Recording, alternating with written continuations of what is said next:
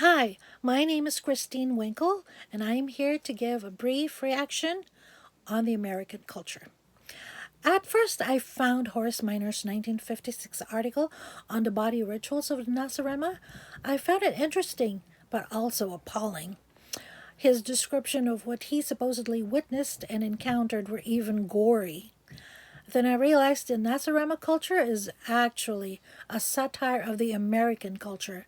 As Lautner in a 2018 article wrote, Nasarema spelled backwards is American to begin with. The supposedly primitive tribe is actually the same American population and culture today. Miner was successful in his portrayals, some of which were the holy mouth men who bore holes into teeth. They're the dentists we have today, who American people go to once or twice a year. The hog bristles are toothbrushes, and the thrice a day mouth rituals is when Americans brush their teeth after every meal, which is thrice a day. The charm boxes are medicine cabinets filled with pharmaceuticals which Americans think will heal their bodies. The household shrines are the breast and the bathrooms where Americans perform their body rites in privacy. The Nasarama's obsession and dissatisfaction with their bodies is the body dysmorphia that is quite the norm in American culture today.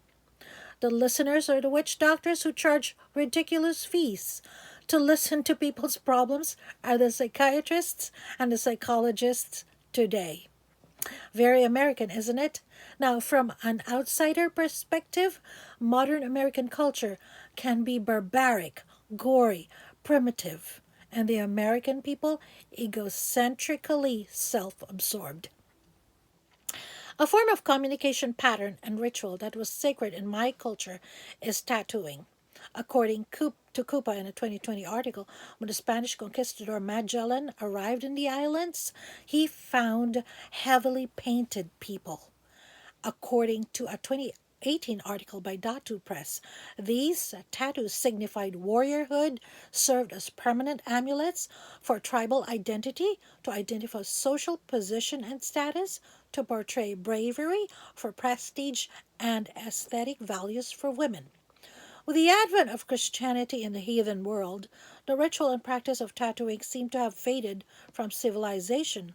However, as Koziel and his colleagues wrote, because of remote tribes that adhered closely to their identity and norms, cultural and ritual tattooing was preserved and has gained a resurgence in the last decades.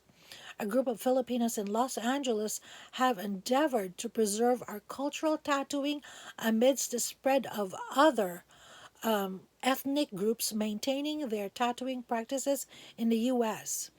Modern tattooing may not have the same intense meanings as they did in my culture back then. But as Buzz and Hodges in a 2017 article claim, these modern tattoos, just the same, are attributed deep meanings, memories, and identity. Now, is it detrimental to the U.S. culture and society? Lowe, in a 2014 article, avers that ancient reasons why people tattooed themselves in the past seem to be the same reasons generations of people tattoo themselves today. Tattooing can be beneficial if it enhances one's belonging, identity, ethnicity, and the preservation of one's prehistoric art and culture as posited by Carrera and Peake. Buzz and Hodges explain tattoos can be avenues of communication, declarations of love and loyalty, expressions of values, symbols of pride, self empowerment, and self expression. In conclusion, tattooing can be beneficial to the American culture.